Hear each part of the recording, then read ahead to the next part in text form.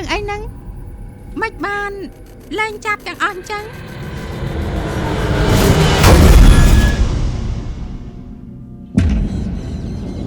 តាឯងមើលបណ្ដាញចៅផងទៅកុំឲ្យហួចរហូតអញ្ចឹងអីពងឈប់ហួចទៅយប់ហើយណា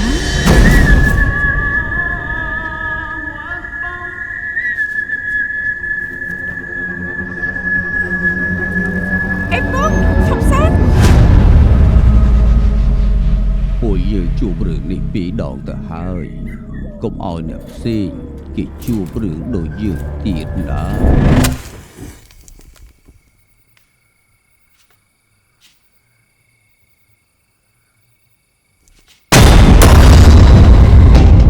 រឿងរ៉ាវដែលកើតឡើងកាលពីមុនហើយលើនេះវាលែងកើតទៀតហើយហើយលើវាមានសុវត្ថិភាពបើមានសុវត្ថិភាពចុះហេតុអីក៏នៅអញ្ចឹងទៀតឯងសំណាងហើយចុះបើខ្មោចលងឯងមែនទេទៅ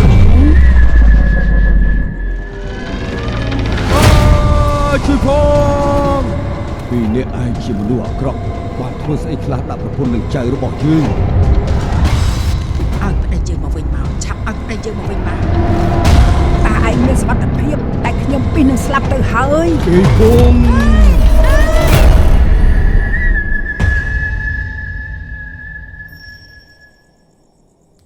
អីពង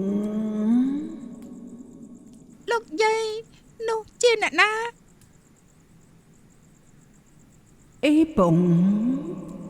លោកយាយ